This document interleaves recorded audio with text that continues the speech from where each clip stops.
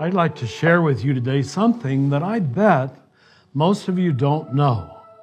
In the first 1,200 years of Christianity, the great feast, hands down, was Easter. The Holy Week leading up to it, leading up to the celebration of the resurrection of Christ. But around 1200, a new man entered the scene called Francis of Assisi. And he felt we didn't need to wait for God to love us by the cross and resurrection. In fact, he thought it started with love, and he popularized what you and I take for granted today as the big Christian feast, Christmas. But Christmas only started being popular in the 13th century. And it was my order, the Franciscans, frankly, who made it popular. Now, the main point I want to make is the theological switch that took place. That we realized if God had become flesh, taken on materiality, physicality, humanity, then the problem was solved from the beginning. Francis even celebrated Christmas so much, we fasted in those days, most of the days of the week. And he said on Christmas Day, even the walls should eat meat. That's how much he went wild over Christmas. He said every tree should be decorated with lights to show that it's filled with light anyway. And that's exactly what we do 800 years later.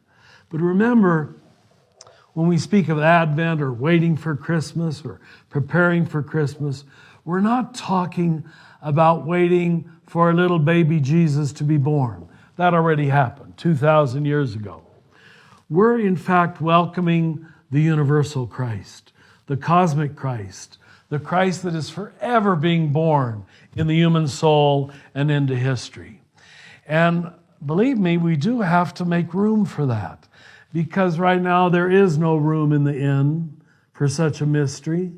We see things pretty much in their physicality, materiality, but we don't see the light shining through. We don't see the incarnate Spirit that is hidden inside of everything material. So one final point, because even though Francis was a miracle worker here in opening up our eyes, he was a part of the Western Church.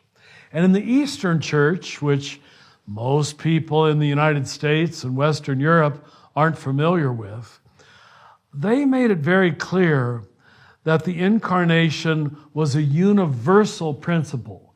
It was not just God became Jesus, but it was that God said yes to the material universe. God said yes to physicality. They understood the mystery of incarnation in a universal sense. And that's what you and I think, are still preparing for. That's the eternal Advent. It's always Advent. We're always waiting to see Spirit revealing itself through matter.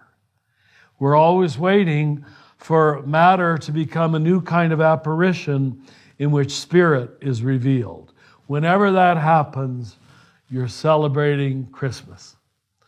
So, for me, it's pretty logical that Christmas became the great celebratory feast of Christians, because it's basically saying it's good to be human, it's good to be on this earth, it's good to be flesh, it's good to have emotions, it's good to have sexuality. We don't need to be ashamed of any of this. This is what God loves.